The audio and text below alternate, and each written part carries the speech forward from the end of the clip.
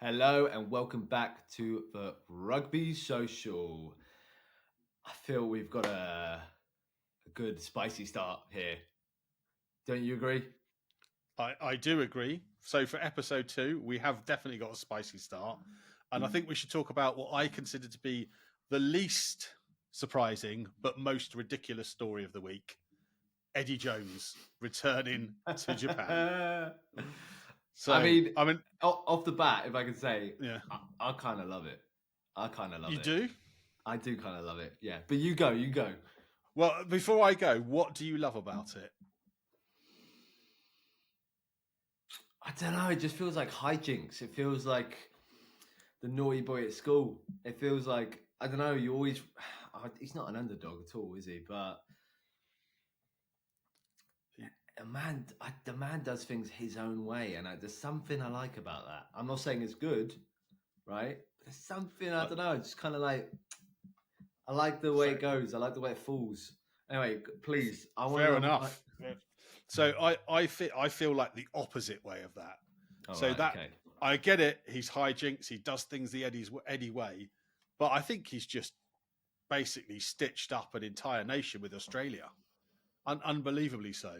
I mean, how are Australian rugby going to be feeling knowing that Eddie has now disappeared to Japan? Relieved. I mean, I think they're going to be pretty. You think? Well, I've got some thoughts about that. Relieved, as in that was the pretty much worst World Cup performance by Australia ever. But I wonder, you saying Eddie does things his own way, yeah? I wonder, was he trying to get sacked as Australian coach to get the payout, knowing he's going to go to Japan and get a salary? Do you think he was doing it that much his own way, or do you just think things didn't work out in Australia? So you're saying if it was complete malicious intent? I'm just wondering. I'm putting it out there. I mean, that was a weird campaign from Australia, wasn't it? Binning off all the experienced players, taking all the youngsters, and then just basically just making odd decisions in each game and racking with the press every week. And all right, I sympathise with your view, and maybe even I'm realising right now, maybe I'm a bit too much of an Eddie loyalist, but no, I don't think that's the case. I don't think Eddie had this kind of hierarchy over plan. I think he's a man with always several plans, whether that's on the pitch or off the pitch. But I remember reading one article where Eddie was saying that he was always kind of looking to the future. He was kind of saying how the generation of rugby players they had weren't going to cut it, and it's better for the young players to have experience now and to be more in a prime position for the next World Cup, when it's based in Australia. And he's kind of planning ahead. And I think that is Eddie a lot of the time. You see him in the England position, he was always planning ahead. He was almost never present. I think that's why probably a big reason we lost the World Cup final, because he was always so planning ahead that he planned for New Zealand game, right? He had planned for New Zealand game. And then beyond that, he planned to win. So he planned to win the World Cup. But he didn't plan... I don't think he planned presently. I think he was always looking ahead, which, yes, may harbour poor results in the immediate future, but is always with the bigger aim in the later down the line. So from the Australia job point of view, then you're saying he wasn't planning for the 2023 World Cup. He would have gone into that role thinking about the 2027 World Cup. Well, that's a big reason what he said about the squad. He said he got rid of a lot of the older players so he can have the younger players have a go to get their experience, to get them an understanding of what the game's like, what it's like being in camp, especially an Eddie camp, which we know is extremely brutal. Extreme, yeah, absolutely. So, accepting then Australia will be quite pleased he's gone. They obviously weren't planning ahead with him then, yeah? They were thinking, I think that's enough. One World Cup's enough. Let's be honest, though. I really think I'm finding out I'm a bit of an Eddie loyalist. Were Australia rugby ever set up to do anything decent? Possibly not. I don't think so. But then why did he take the job? For me, you're asking two different questions here. You're asking two different questions. So there's what you're talking about, Eddie, what he wanted for the job, and do you think he was trying to look for the future? And then you're asking why he took the job. They're two different questions. I'll give you two different answers if you want that. Yeah, do you know what? I guess I'm so incensed by it, I don't even realise I was asking two questions, but you answer both of them for me, yeah. The first one, basically, I'm saying is Eddie and Australian rugby were never aligned. Because I don't think Australian rugby have a future plan, because I think Australian rugby, Eddie's not the one who's let down the nation before that. Australian rugby and its institution has let the game dip and dip and dip over the last 5, 6, 7 years. That's not Eddie, that's Australian rugby. And I think one of the reasons I read in the article, what I've read online rather, is Eddie had suggested that Australian rugby weren't prepared to give him what he felt was needed to help build the team for the future. This very well may be cop-outs. But I do believe that is the truth as well. I do believe Australian rugby would have not had the infrastructure or the future planning to even facilitate the capabilities to win a World Cup in 4 years' time. Never mind having someone come in and rip up the whole system and reshape it for a future plan. I think Australian rugby are just kind of like a group of individuals just hoping to win the next game rather than trying to find an identity. Yeah, makes sense. I guess you said something really interesting there that struck a chord with me, that you felt that whatever Eddie was saying about that was probably the truth. Do you think he is a credible individual now? Is he somebody we can trust what he says?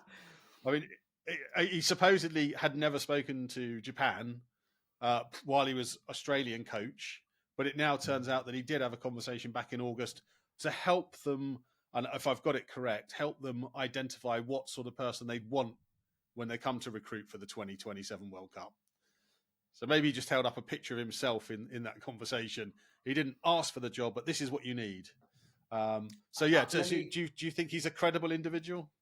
Let me answer that with what your other question was, which was, why did he take the job? He took the job because of an emotional reaction, because he lost the English job. That's the only reason why. He took it because he knew he was could potentially face England in, would it be the quarters? If it would have been Australia got a second place win, right? Yeah. He knew that was going to happen, and he wanted to just butcher them. Yeah. And I guess probably after the first or second game, he knew that wasn't happening just based on their performances, and it all went downhill from there. So I think from my perspective, it's a hard one to say, is he credible? Because obviously when he started with England, he did an amazing job. I mean, he won 18 games back to back, and he brought a lot of belief and credibility to that team. You know, without him, England would have never managed that. But as he's conducted himself, it's almost like you can only deal with Eddie in small bursts. You know, you can have him for 2 years because his style will only last that long before things start to unravel. If he's there any longer, it just seems that he then hits a decline. So I think maybe partly what you're saying, it was an emotional reaction, which I totally understand. Actually, I hadn't thought about that until you mentioned it, but it does seem very Eddie-esque that he would have that sort of emotional reaction and just want to beat England to show England that they were wrong to get rid of him. And my personal belief is they weren't wrong to get rid of him. I think he'd run his course. I also think it's really interesting that, you know, he would have gone to that Australia job maybe out of an emotional reaction, as you say. Yeah. But surely it would have been the World Cup in Australia in 2027 that he'd wanted to have won, because that goes right back to 2003, doesn't it? When he was the Australian head coach when they got beaten by England. And so I'm surprised it hasn't lasted longer, just because I think the prize at the end of that is massive. But I guess my question for you, now he's gone back to Japan, where he was reasonably successful. He certainly ingratiated himself and embedded himself in the Japanese culture. And they had some success with him. Do you think he's going to make any major difference to Japan 2027 side? Are we looking at Japan getting past quarters? No, not Me at all. I don't think Eddie is beyond criticism in any way. I think he's handled the situation very, very poorly, and he's frankly just been selfish. But I think Australian rugby and Eddie aren't aligned and never were. And what I mean by that is Eddie may not be the best coach out there anymore, but he still wants to win. He still wants to be the best. He still wants to win a World Cup. And I think he wants true, determined grit, tenacity, brutality from his squad and from what he can harness from his squad. And Australian rugby just don't have the setup, and they just don't even, I don't think they even want to win the World Cup in Australia. There's no talk or buzz about it. They're not trying to say, we're building for the future. Yeah, letting players leave for rugby league. And I think that's why, although I think he won't do anything in Japan, Japan makes more sense for Eddie's style because they're very respectful culture, very serious. They want to win. They want to grow. They want to become a first-tier nation. They have a goal. And I thought you could argue they've been one already, couldn't you? Or certainly on the very much cusp of it, yeah. So I think with that, Eddie still has something he can achieve. And I think that's what he is. He's just a bloody hungry boy always trying to achieve. And he'll step on anyone to do it. His own players, his own country, his own coaching staff. Yeah. I'd say I feel sorry for his wife because she's going to end up living in 3 different countries in 12 months. But yeah, I mean, I guess back to he's not going to win the World Cup with Japan. And if he ends up winning the World Cup with Japan, I would have to happily eat your hat because I just don't think there's the country. There's there's not the infrastructure there. There's not the players there. There's not enough games. I mean, even their professional season is only like something like 12 games. So I think if he had no chance with Australia, he's got even less of a chance with Japan. But you never know with Eddie. Maybe he'll ping up another country. I mean, 4 years is a long time. He could be at another 3 countries between now and then. But Andy Farrell has just this week signed a new contract with Ireland, doesn't he, to take him to the end of the next World Cup. So if he was coming out of contract, do you think the RFU have missed a trick by not trying to throw their hat in a ring to secure Andy Farrell? I think the trick was not signing him in the first place or letting him go in the first place.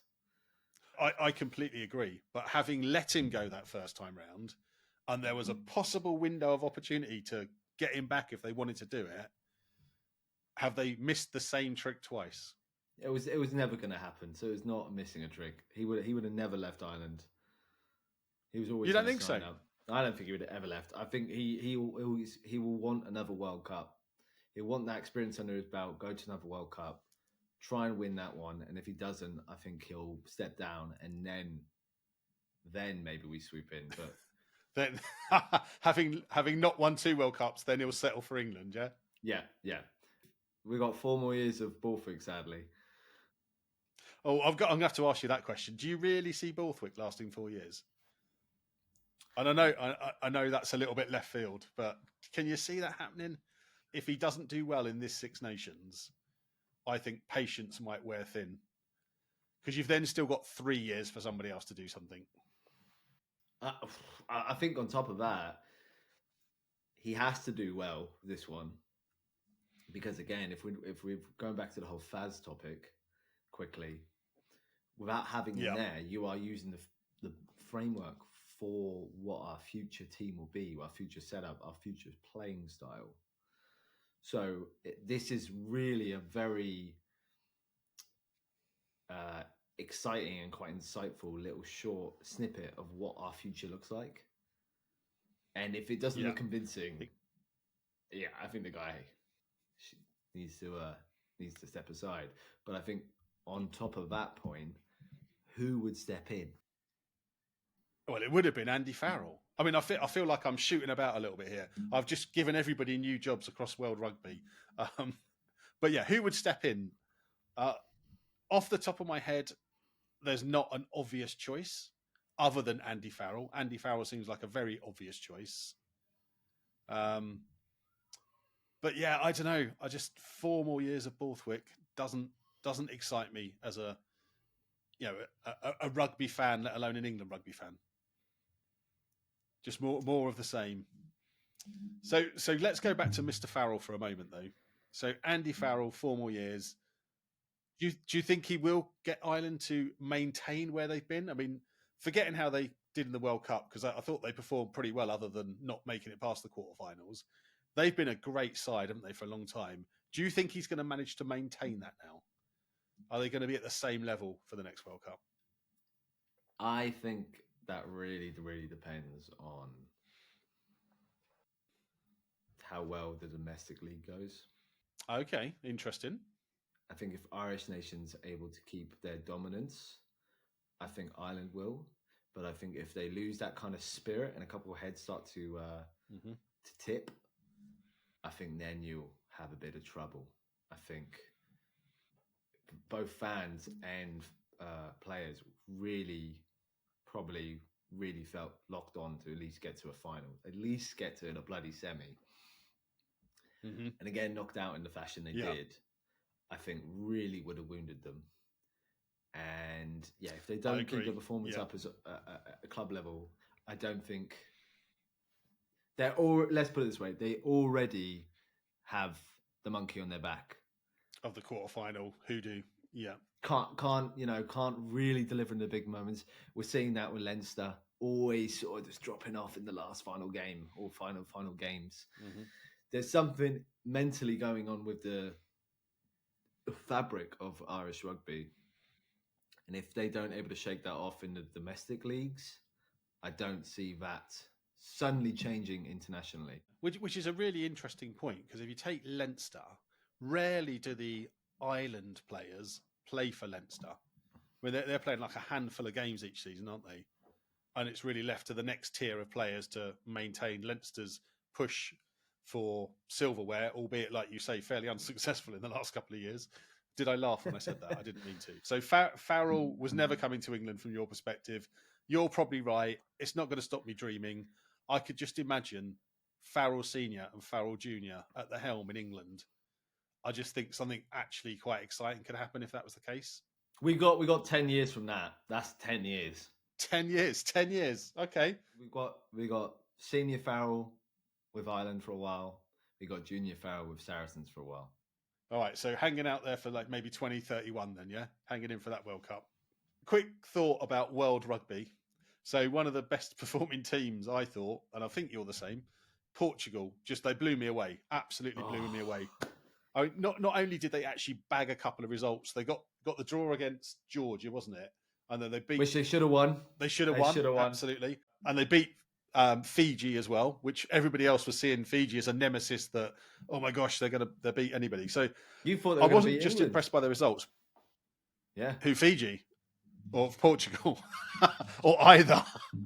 Well, I mean, before the World Cup, Fiji did beat England, so it wasn't such a crazy thought to think that.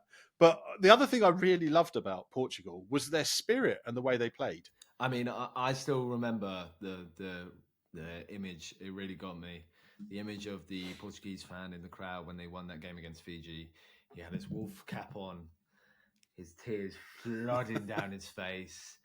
I think his Portuguese shirt was just like dripping with the sweat of the heat and his tears. It was so captivating because it just was such a huge thing for that nation who I like 2 years ago. Who the hell Portugal in the rugby scene? They're nowhere. Was it? Am I mistaken to think it was Portugal who weren't meant to play in the World Cup and only got in because Spain played an illegible player? That's my recollection as well. And you know, to a degree, aren't we all glad they did play an illegible player? Because Portugal lit things up, didn't they? And they've got some quality players. And I think they've made a real difference to world rugby. Because they came in with a brand of rugby where they could actually compete with some better nations, albeit, you know, they're not playing the top tier one nations, but they really were competing. And now they've crafted themselves an opportunity to actually play the top tier one nation, because they're due to go down to South Africa. I think it's back end of July for a test. I mean, how big a difference do you think it's going to make to world rugby that you've got the likes of Portugal going to South Africa outside of a World Cup and playing a test match. I think this says we're going in the right direction.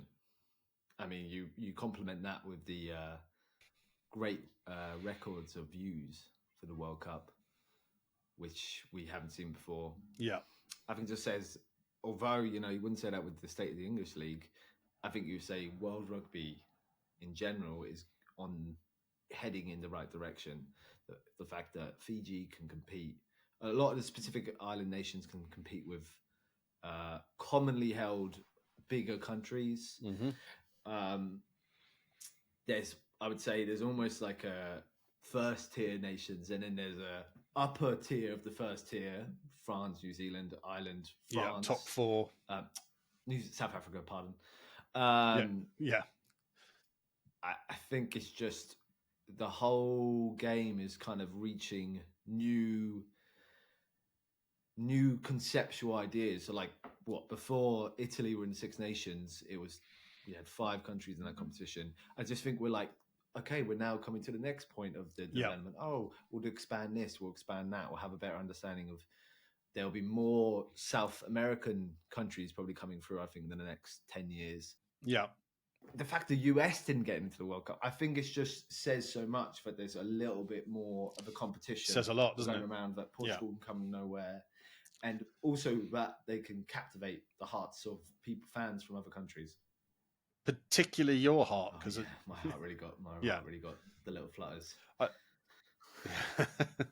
Now, I think you're spot on there. I think if I was World Rugby, my ultimate goal would be to not have this notion of tier 1 and tier 2 nations. It would be to get everybody on a kind of a footing where they could be anywhere in that spectrum. Because whilst they've got tier 1 and tier 2, it's always loaded towards tier 1 because they're the only teams who are playing other decent teams. Well, to argue that, what do you give the smaller nations to strive for? What? Well, I would give them a fairer opportunity and a fairer crack of the whip, like Portugal going to South Africa. I wonder whether there's a little thing which says, actually, tier 1 nations, you have to play 2 tier 2 nations a season or a year. One in the summer, one in the autumn. And I think that's happened a little bit with Georgia, hasn't it? And a little bit with Fiji and Samoa, where they've started to get occasional games.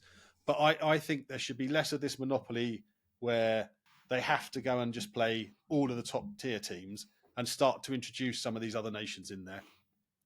Because back to your point, part of the fun of enjoying rugby isn't just the game, it's the social interaction. That's why we're here, isn't it? It's the social interaction you get with other rugby fans talking about things that we all enjoy watching.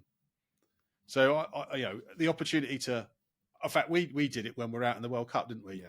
We met fans from multiple different nations, not necessarily from the nations in the games that were being played either.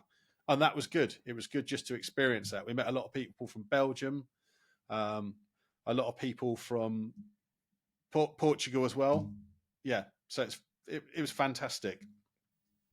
So maybe there's a topic another time, which is a deeper look into how do we get those tier 2 nations a fair crack of the whip. But yeah, I just thought it was really exciting that South Africa, as World Cup winners, have reached out to probably the most exciting tier 2 nation to give them a game. I think that happens, but I think there has to be more management from World Rugby. They have to, if they want, and I think this is where, to be honest, World Rugby is slacking.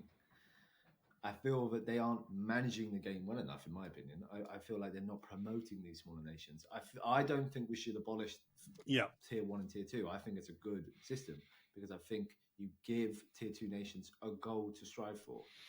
You give them the goal to strive to become a first tier nation and then move from there. But I think you have to manage that. And the way I think World Rugby can manage that is by the idea that, as you said, every first tier nation has to play 2 second tier nations every year. Yeah, there has to be a way, a mechanism by which you can. It's great to say you have the aspiration to becoming a tier 1 team, but there needs to be things in place that enable them to. That's what I'm saying. World Rugby has to step in and force and manage the growth. Yeah. So just before we leave this topic, do you think Portugal will go to South Africa and win? Yes. Same here. I think that too. I just hope South Africa give them a proper crack of the whip as well and actually put up a decent side, and they don't put a bunch of like young kids in or whatever. Because I think having made the gesture of giving them a game, you've got to be respectful with that and actually give them a game, even if you tear them apart. Because I think Portugal would rather be torn apart but play the Stars than go and have a really competitive game against a bunch of kids. Right. Can I talk Europe? I mean, I don't know how well caught up you are on Europe, but I'm super, super, super excited for the Heineken Champions Cup. And it's interesting because as I listen to other people talk and talk to other people, not everybody seems that excited, but I genuinely am excited. I love a bit of European rugby because now, particularly now the Premiership is down to so few teams, it's just nice to play some different teams, isn't it? See some different teams play as well, particularly with the introduction of the South African teams as well. So a couple of weeks ago, or was it last week? I can't remember. It might have been last week. We kind of made our predictions for who would be in the semi-finals of the European Champions Cup. They're and apart from rubbish, aren't they? So far, they're coming up short. They are a little bit rubbish. They are a little bit rubbish. Can you remind me what your picks were?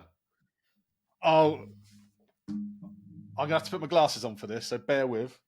So my picks were Bulls, La Rochelle, Toulouse, and Munster. Looking his age here. Yeah, and where the bloody... And you went Bulls, Racing, La Rochelle, and Munster.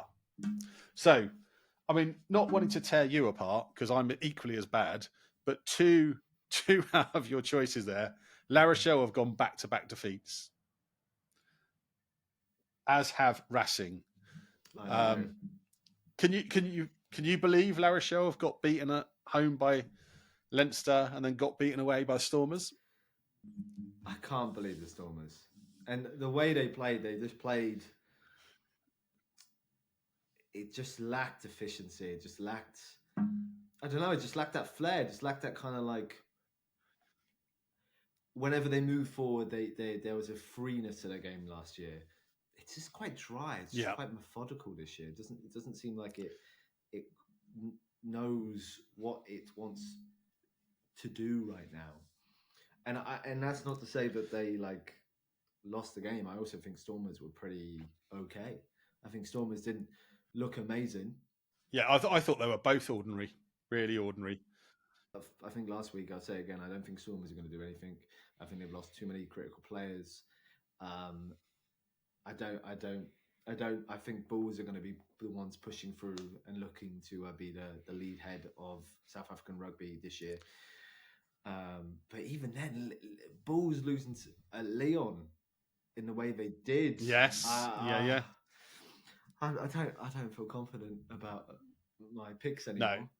No, I don't. I mean, as you say, that game yesterday, La Rochelle Stormers, it was a poor game.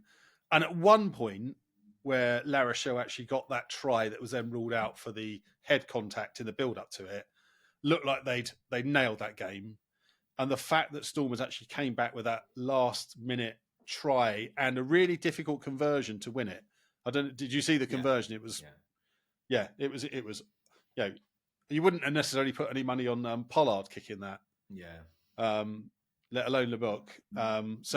Impressed that they managed to win that. But both teams, rubbish, absolute rubbish. In terms of Bulls, I mean, they absolutely tore Saracens apart last week. You know, how they only won by 9 points in the end or 11 points, whatever it was, I don't know, because they were so superior. And then this time get turned over by Leon. Maybe it's a travel thing. Maybe it's the whole clubs having to travel to South Africa or South African clubs having to travel to Europe just is too much for a 1 week turnaround. I do think the setup is just inefficient. With the fact that you have to prepare for so many more games, like because you're not understanding that, right? I've got Bulls home and away. This is how we want to set up. This is what we're aiming for. You've got to play 4 different clubs, 4 different styles. You have to play, as you said, 2 of them guaranteed, are obviously going to be away. The fact that you're guaranteed to play probably and fly to South Africa, it is a bit crazy for a European competition. I'd say the other thing, like wearing the fans hat here, it's not very accessible either. Yeah, good point. If you're a South African fan and you're going to end up having 3 or 2 games in Europe, you're going to be doing well to get to one of those, particularly as it's a fairly impoverished nation at the moment. And likewise, the thought of going down to South Africa to support our club, you're looking at £1,500 for a trip for 2 days, and it's just not accessible. So what happens if Bulls do get to the final? What happens if Bulls get to the final? How much of a turnout are you going to have? What sort of atmosphere are you going to have? Well, I think because it's in London and there's a fairly big South African expat community in London, I think it'll be a decent turnout. But what happens when it goes to Lyon or Bordeaux or where was it? It's going to fall off a cliff. It was in Bilbao. Bilbao, that one. There's in northern Spain. It's going to be very limited. It's not going to. It doesn't create.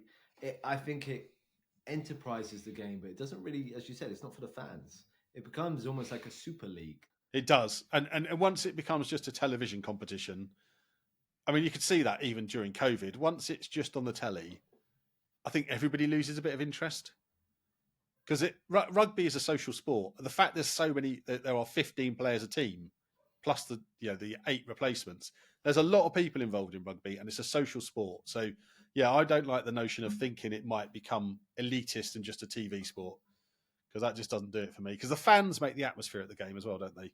Well, I think it's already heading that way. You look at the World Cup, what was it? €10, €12 for a pint? Probably was like £100 we spent just on in the ground. Which in the 10 ground. pints, Yeah, which is absurd. It is. And then you got to put on travel on top of that, and then you got to put accommodation, you got to put food, the tickets. If you're doing that for Europe, never mind the tournament every 4 years, it's gonna kill the game.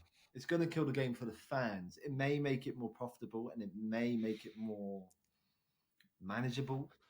We've strayed away from the original question out of embarrassment because we were talking about how well our predictions had done. So let's keep going down the path you're going down, yeah?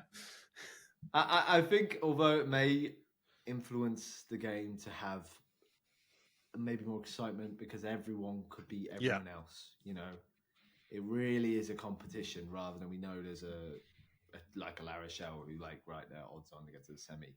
Whoops. That's not happening this year, maybe. It does create more competition, which is great, but I think it steals the game away from the fans. And it almost steals away the game from the players because they're not with their family. They're going to have to spend so much time traveling. They already the game is so harsh on their body because they're playing so often. Yeah. Again, we bring it back to Faz. Faz has had to take time out. Do we have a game where players have to pick between internationals and have to pick between their club? Well, I didn't even mean to bring that up. But what a topic that is already. That is such a debate right now, club and country. You are being forced to pick because you're constantly being asked to be so present in both of them that it's just such an unstable balance. In this one, we're going back to the World Rugby comment. World Rugby need to manage the game more. Let's talk more and let's chat a minute about the whole player club thing, because I think there's central contracts will be an interesting thing to talk about. But just while we're talking Europe and how embarrassing our predictions were, the fact La Rochelle have lost 2 games, format of the competition, so the top 4 teams out of the group of 6 get through to the top 16 still. So I actually don't think their competition is written off yet. I think they could still easily get through to the top 16. And for me, it's more like a league. It is more like a league. You can have time to make errors and you can have time to build momentum and rest players for some game. But I don't think that's what Cups meant to be. Cups are meant to be game by game, very fraught, very difficult, very cutthroat. Yeah. Yeah, and a lot of teams have chosen or have made that balanced decision by saying, actually, we're going to play second string teams of the away games and bank on winning the home games. And I guess I hadn't really thought about this until we started chatting about it now, but the competition is called the Champions Cup, right? Going into that competition, there are only 3, possibly 4 teams who are actually champions, because you've got the 3 from the different European leagues, and possibly you've got the champions from last season's Champions Cup. So you've got already a competition that's overselling what it is, because it's not a Champions Cup. It's top clubs in Europe. Well, if you look at England, top 75% of the clubs in your league go through to that competition. And then you've got 24 teams in it, right? You've got 24 teams in it, and actually only 8 teams from this massive pool stage end up not getting through to the knockout rounds. So where's the jeopardy? There is none, is there?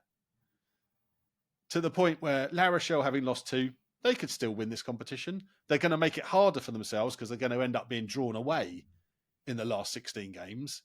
Even Racing, who I have to say have been a bit underwhelming. Again, although it was one of our predictions was they get through, they've lost 2 games in the bounce. They could still win it. I don't think they will. I think La Rochelle could still, but I don't think Racing will. So I think just the structure of the tournament is wrong still. It's better than it was for the last couple of years, but it's still wrong. I don't know. For me, I think it's worse. Okay. I think it is worse. I think they're trying to make the game more commercial, and they've made the game worse for it rather than they've done both. I think they've tried to create more games, more money, travel, more revenue, more more everything, so there can be more products, more money. But they've diluted the quality of the game. They diluted the quality of the competition. And like you said, if you lose 2 games, you should be out. That's pretty much you being out. Unless something goes on with the group and everyone else has a blunder and you somehow manage to sneak through on tries difference or whatever. But this should be almost exciting that the game now opens up and we can be like, La Rochelle may not even get out of the group stages. Yeah. Anyone could. There's a much more high chance of a team like Lyon could win. Racing didn't get through. Oh my God, we could see Bordeaux burst through the scene and actually could win. We could see Munster perhaps winning the competition for the first time in 20 years. So, but we aren't allowing the fans or the clubs to have that opportunity anymore, because you're just saying don't worry, make a couple errors. The big boys will come through when they have their day later down the competition. It's just, if anything, I think we're going to see, although we've opened it up and we're going, hey, here's more quality, all we're doing is letting everyone else have more opportunity to make the errors for the elite teams to just peak at the top. No, I'm completely with you there. And do you know what? I've completely changed my bloody opinion during this conversation, because I started this by saying how excited I was about the Champions Cup. And now I'm just feeling quite riled up about it. And I guess the thing I do love about it is I love seeing the different teams compete who wouldn't normally compete. That for me is refreshing. It's exciting. Quins versus Toulouse today. I was even going as far as trying to get a ticket for that game because I just wanted to see Toulouse. It was sold out when I tried, but it got me that excited. But actually, the format is still not perfect. The format actually needs to go back to the 6 pools of 4, where if you had lost 2 games, you were definitely out. But I think the interesting thing for me will be to see if they maintain this format into next season as well, or whether there will be a little thought about this still isn't quite right. It will depend all on the money, and I think this will generate more money.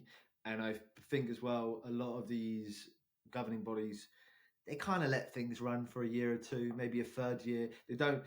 I think to have this set up, they've already probably had about 3 years of build up to this setup. But they'll commit to it, and there'll be a lot of pressures from there'll be a lot of pressures from United, the United League, and the South African nations to be like, look, if we're going to be coming to your nations, we're going to be flying that far half the time. We're going to be incorporated in your league. We need these opportunities, and all of our 4 clubs need that opportunity to be in Europe. it's just twigged for me why they don't go back to that system of six groups of 4 clubs, because there would be one South African club in each one of those groups who would end up having to travel multiple times. They'd end up having 3 European away games. So I think EPRC, have a look at yourselves. Have a little think. Think about the fans. Think about the sustainability of having a competition where there's such little jeopardy in it. Because already teams aren't taking it seriously. You Muppets! Yeah. You've ruined it. Now, go on. You carry on, because I was going to change topics. You carry on if you're going to say more you want to say on this. No, I was just going to say, I think, to go to your point of Harlequins to lose, great. That would be a great thing to see. But where is the excitement in seeing Exeter versus, I don't know, Montpellier right now? Okay? Both teams actually doing pretty well. Yeah. But, the point is, with it being the Champions Cup, you don't want to see... You want to see the best rugby there, because this is about, as you said, the champions playing the champions. This is the best of each league, rather than this kind of I get to see these 2 clubs I would never see play each other. Well, yeah, because they shouldn't be playing each other, because they're not the same standard. Ooh, not the same standard. Yeah, mate. Ooh. I'm not talking about Quins and Toulouse per se, but obviously Toulouse are better than Quins. Well, we'll find out later, won't we? We'll find out later. Yeah. Yeah. But the point is, that's what the competition is for. It's about the best with the best. It's like having a World Cup, and you are saying, "Here, South Africa, you can play US, you can play Canada, and you can play them in the quarters." It just kills it. Well, no one wants to see that. With the game itself, when you play it, it's going to be a bit of a walkover. Even if South Africa play their second team, you don't want to see that in a knockout. Yeah. You want to see that in the group. But even then, you don't even really want to see it, because you want to see the best versus the best. Yeah, you want to see a competition. That's the point. It needs to be competitive.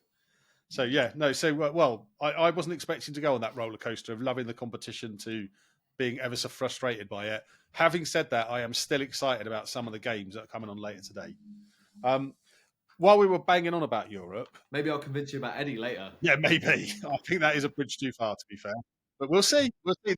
At the end of the day, it's opinions, isn't it? And opinions can change, as they did over the last 10 minutes.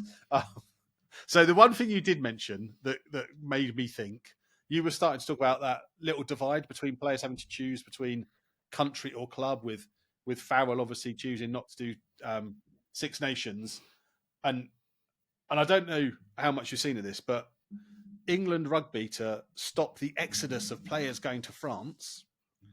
And actually, I'm just going to bang on a bit of this minute. One of the reasons players are going to France is because the RFU hasn't managed to help clubs stay afloat in this country, are now bringing in some partial central contracts for certain players. And I don't know about you, right? I don't know about you. I want to hear your opinion first. But for me, off the bat, it's ridiculous.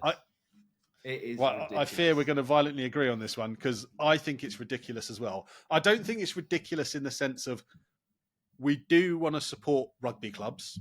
We want to we can't lose another professional rugby club in this country, because it's a mockery if we do.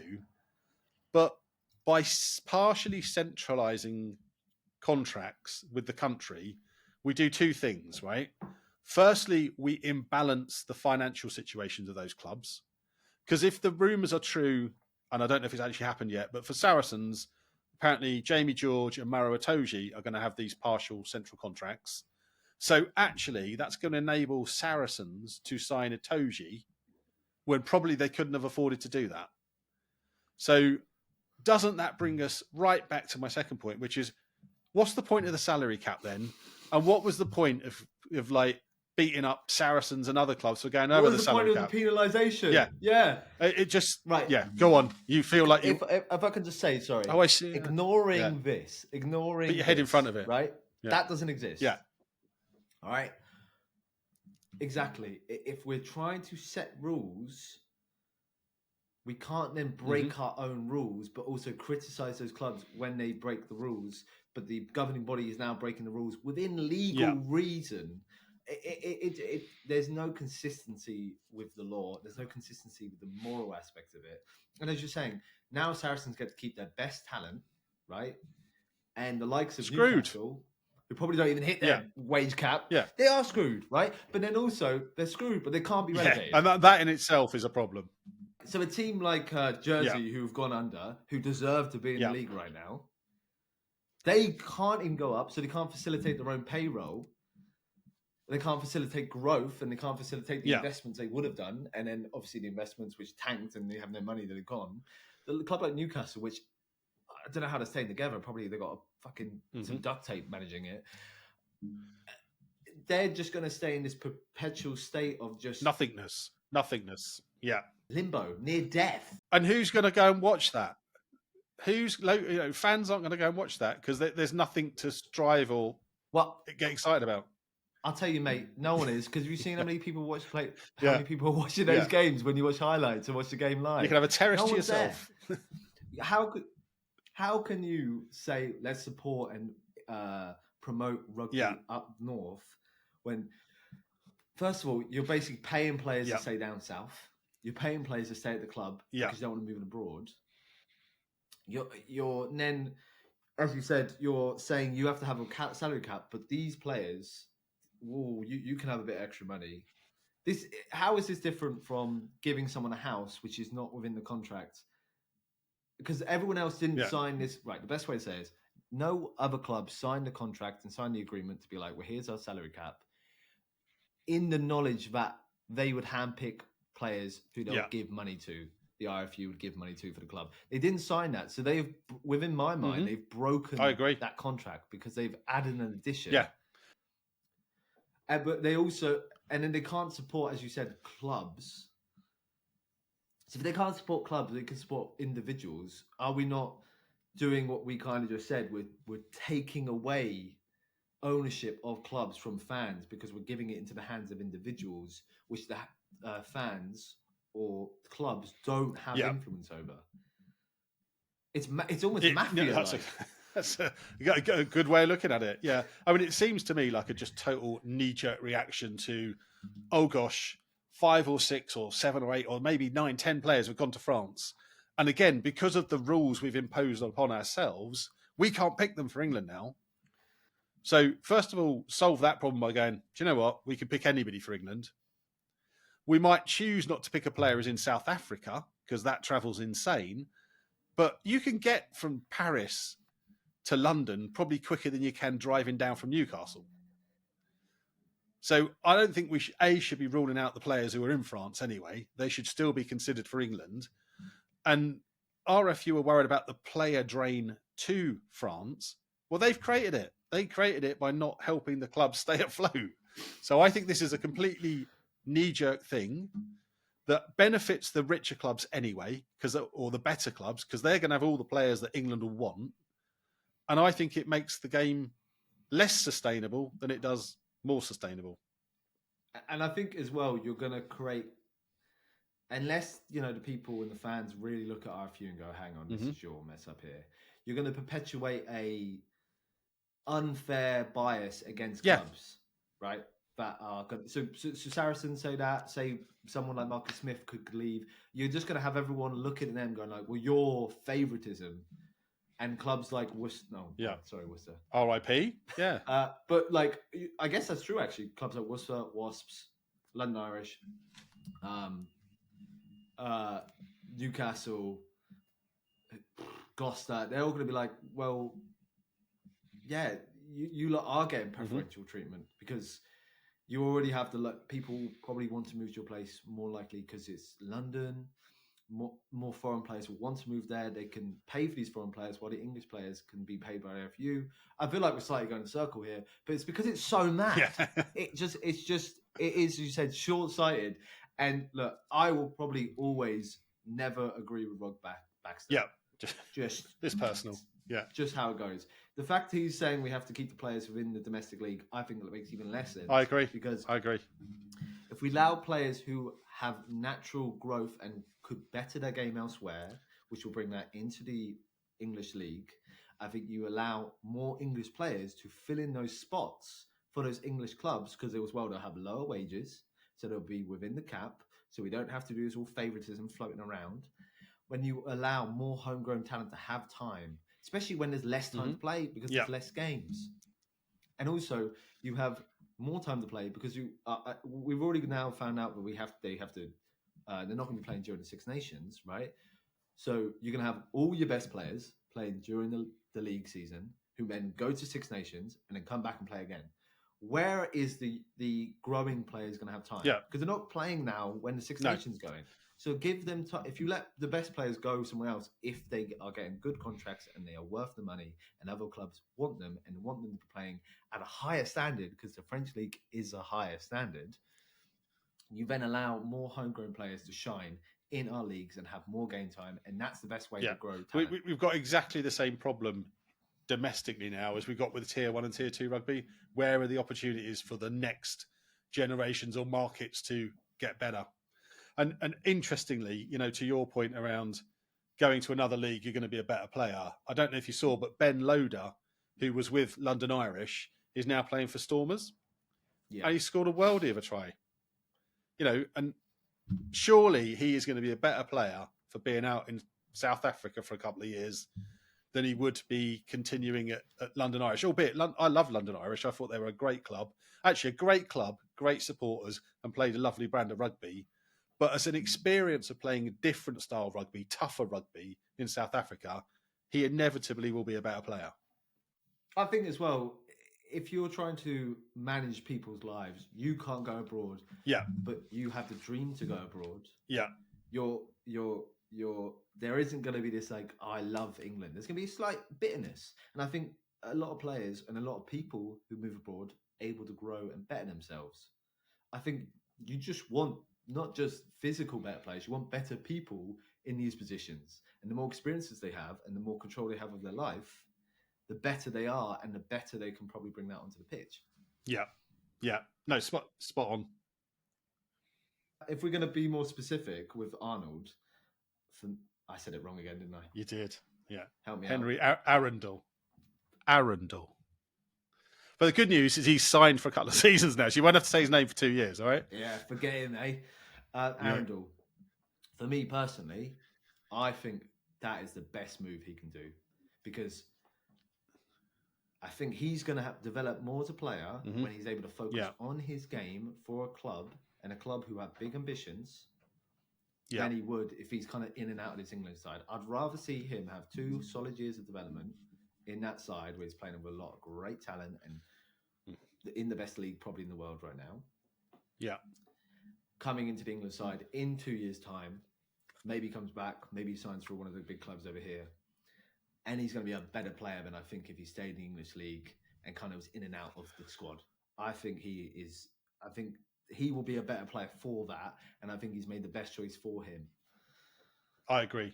I mean, there's obviously not much love for him in the England setup. So go away, play in Racing for a few years, and be ready for when Andy Farrell comes in to look after England for the 2031 World Cup. And he will help us win it that year. He will help us win it. But Eddie Jones's US side or Uruguayan side will come and beat us. Oh yeah, he'll be head coach of Portugal. Yeah, that'll be it. Yeah, I feel like we've been on a real roller coaster today, and some strong opinions in there, weren't there? Some strong opinions. But I think let's wrap it for now. Please like and subscribe. We and hit the bell for notifications. We really do welcome your support, and we look forward to seeing you here at the Rugby Social next week. Yeah, let us know your opinions are of any of the topics, what's going on with the England setup, what's happening with the club game and the championship game. And as he said, thank you for listening. Cheers. Take care.